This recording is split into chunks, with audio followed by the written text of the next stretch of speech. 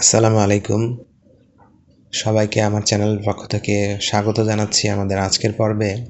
আমরা আজকে মাইক্রোসফট এক্সেলের একটা গুরুত্বপূর্ণ বিষয় নিয়ে আলোচনা করব।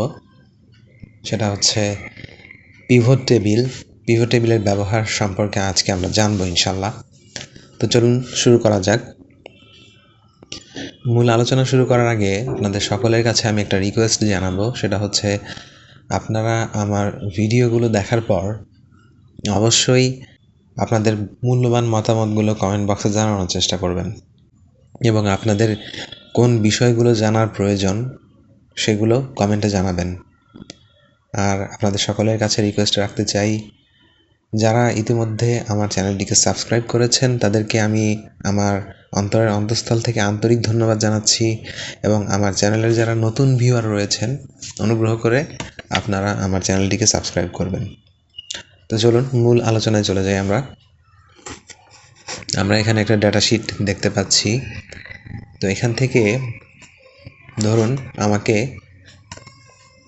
এই ডাটা শিট থেকে কিছু সামারি করতে বলা হলো আমাকে অফিস ওয়ার্কের জন্য। যেমন ধরুন আমাকে বলা হয়েছে যে এখানে যে ডাটা রয়েছে একটা এক্সপোর্ট শিট স্ট্যাটাস। তো এখান থেকে আপনাকে বলা হলো যে বায়ার ওয়াইজ আমাকে টোটাল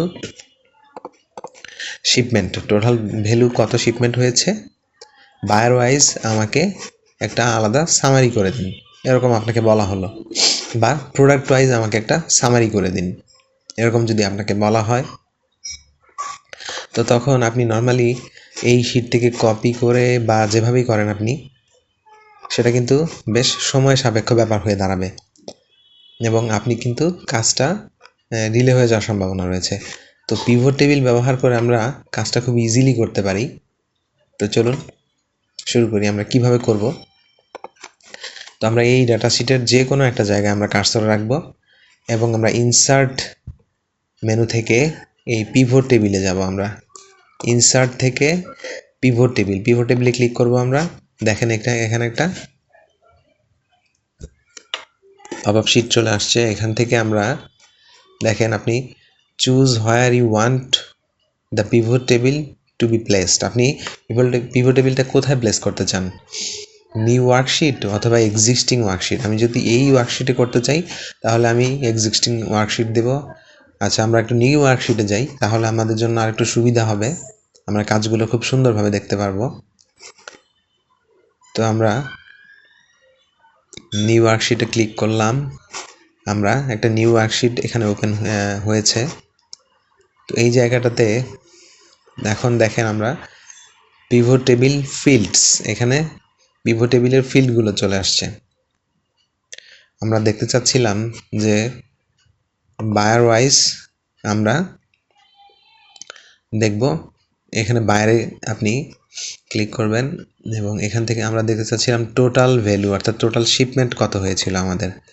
দেখেন আমি জাস্ট এই পিভট টেবিল ফিল্ড থেকে ক্লিক করার সঙ্গে সঙ্গেই দেখেন আমাদের এখানে কিন্তু এই বায়ার ওয়াইজ আমার টোটাল শিপমেন্টের যে পরিমাণ রয়েছে সেগুলো একটা সামারি আকারে আমাকে এখানে প্লেস করা হয়েছে। দেখেন এই কাজটা করতে আপনি যদি ম্যানুয়ালি করতে যেতেন আপনাকে অবশ্যই এর পেছনে হয়তো বা 15 থেকে 20 মিনিট সময় দেওয়া লাগতো, কিন্তু আপনি এই কাজটা সেকেন্ডের মধ্যে করে ফেলতে পারবেন যদি আপনার এই পিভট টেবিলের ব্যবহার জানা থাকে। তো এখান থেকে দেখেন rows level sum of total value. এখন এটাকে যদি আমি টেবুলার ফর্মে নিয়ে আসি, দেখেন টেবিল ডিজাইনে যাব। আমরা ডিজাইন থেকে আমরা রিপোর্ট লেআউটে ক্লিক করব, ড্রপডাউন থেকে show in tabular form click করে দিলাম। দেখেন এখানে কিন্তু চলে আসছে বায়ার এবং sum of total value, buyer wise total value চলে আসলো আমার এখানে। এখন আমি যদি টেবিলটাকে ডিজাইন করে দিতে চাই, আমি যদি যে কোনো এখান থেকে যে কোনো ডিজাইন আমি সিলেক্ট করে নিতে পারি। দেখেন আমি এই ডিজাইনটা সিলেক্ট করলাম বা এইটা। তো এখন আমি যখন এভাবে একটা সামারি আমি করে ফেললাম। এখন আপনি আবার আপনার মূল শিটে চলে আসেন। আপনি সামারিটা করলেন হচ্ছে বায়ার এবং টোটাল শিপমেন্টের পরিমাণ। এখন আপনাকে বলা হলো যে প্রোডাক্ট ওয়াইজ আমাকে এখন টোটাল শিপমেন্টের একটা সামারি করে দাও। এখন আপনি কি করবেন? ইনসার্ট থেকে পিভট টেবিলে ক্লিক করবেন এবং এক্সিস্টিং ওয়ার্কশিটে আপনি যেখানে কাজ করতে চান ঠিক সেই জায়গাটাতে কার্সর রেখে ওকেতে ক্লিক করবেন। দেখেন আবারও কিন্তু একটা পিভট টেবিল ফিল্ড চলে আসছে এখানে। এখন আপনি সামারি করতে চাচ্ছিলেন কিসের? সেটা হচ্ছে আপনার প্রোডাক্ট ওয়াইজ টোটাল শিপমেন্টের পরিমাণ, এবং এখানে আপনার শিটের নামটা এখানে প্রোডাক্টের হেডিংটা ছিল হচ্ছে স্টাইল। তো আপনি স্টাইলে ক্লিক করবেন, এখান থেকে টোটাল ভ্যালু দেখুন এটা কিন্তু সেমভাবে একটা সামারাইজ হয়ে গেল খুব সুন্দরভাবে এবং খুব অল্প সময়ে। এটাকে আপনি আবার এই ডিজাইন থেকে আসেন, ডিজাইন থেকে রিপোর্ট লেআউটে আসেন, শো ইন টেবুলার ফর্ম। দেখেন এখানে style wise sum of total value. এবার আপনি আবার টেবিল ডিজাইন থেকে এটাকে ডিজাইন করে দেন আপনার ইচ্ছা অনুযায়ী, আপনার যেটা ভালো লাগে। তো এই ছিল মানে পিভট টেবিলের বেসিক ব্যবহার। আসলে পিভট টেবিল দিয়ে আরও অনেক কাজ করা যায়। আপনি আপনার একটা ওয়ার্কশিটকে যেভাবে চান আপনি সেভাবেই করতে পারবেন। আমরা আরও কিছু ব্যবহার দেখব এখন। এটা হচ্ছে আমরা যদি এই মূল শিটে চলে আসি আমরা আবার, এখন আমাকে বলা হলো আবার যে আমাকে এখন যে প্রোডাক্টগুলো ছিল সেগুলোর ইউনিট প্রাইস অনুযায়ী একটা আমাকে সামারি করে দিন। এখন আপনি কি করবেন? আবার সেমভাবে ইনসার্ট থেকে পিভট টেবিল, এক্সিস্টিং ওয়ার্কশিট, আপনি যে ওয়ার্কশিটে কাজ করছেন সেখানে চলে যান, কার্সর রাখুন, ওকে। দেখেন আবারও কিন্তু পিভট টেবিল ফিল্ড চলে আসছে। এবার আপনার কাজ হচ্ছে product wise unit price, style নেবেন, প্রোডাক্ট ইউনিট প্রাইস, দেখেন সামারি চলে আসছে আমার। এক্সেল আসলে এমন একটা টুলস যেটা আপনি যদি এক্সেলকে ভালোভাবে জানতে পারেন এবং এক্সেলের ইউজ ভালোভাবে শিখতে পারেন, আপনার দৈনন্দিন কাজ আপনার এত ইজি হয়ে যাবে, আপনারা আসলে আমরা আসলে চিন্তাও করতে পারবো না যে আমাদের কাজ দৈনন্দিন কাজগুলো কতটা ইজি হয়ে যাবে এই এক্সেলের ব্যবহার যদি আমরা ভালোভাবে জানতে পারি। শো ইন ট্যাবুলার ফর্ম, এবার আমরা টেবিল ডিজাইন করে দেব।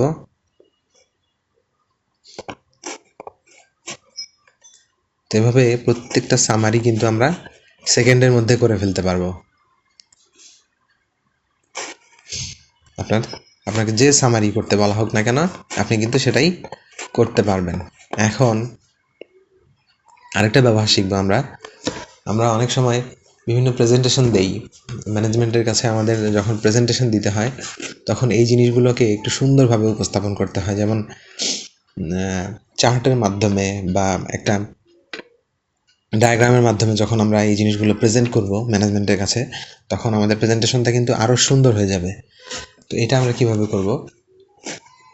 ধরেন এই যে আমরা buyer wise sum of total value যে করেছিলাম আমরা, এইটা যখন আমরা একটা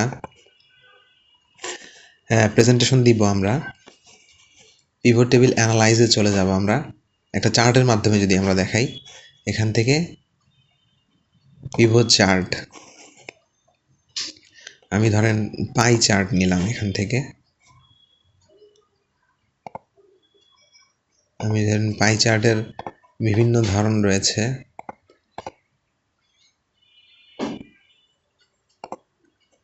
আমি যদি এই ডায়াগ্রামটা নেই, এখানে ধরেন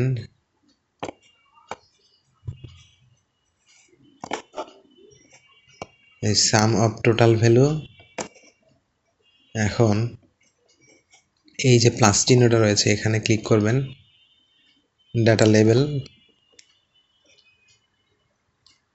আপনার যে ডাটাগুলো রয়েছে সেগুলো আপনি ইনসাইডে দেখাতে চান বা বায়ারের নাম অনুযায়ী বা আউটসাইডে যদি দেখাতে চান, আপনি যেভাবে দেখাতে চান, বেস্ট ফিট ডাটা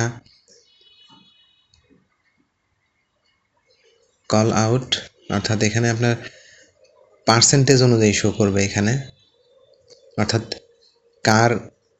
কোন বায়ারের কত পার্সেন্ট শিপমেন্ট আপনি যেভাবে চান সেটা সেভাবেই দেখাতে পারবেন। আমরা যদি ডাটা কল আউট অনুযায়ী দেখাতে চান এভাবে, সেটা কিন্তু দেখানো যাবে। সো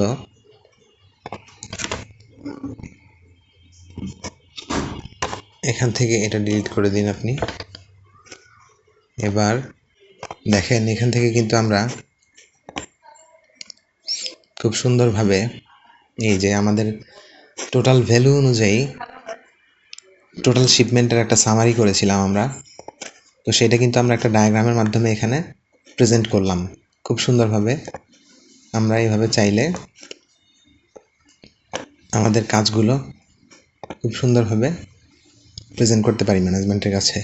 এভাবে বিভিন্ন টেকনিক জানার মাধ্যমে যখন আমাদের কাজগুলো ম্যানেজমেন্টের কাছে আমরা প্রেজেন্ট করতে পারবো, তখন কিন্তু আমাদের কাজে অবশ্যই এক্সট্রা ভ্যালু অ্যাড হবে, যেটা আপনার ক্যারিয়ারের জন্য অত্যন্ত গুরুত্বপূর্ণ।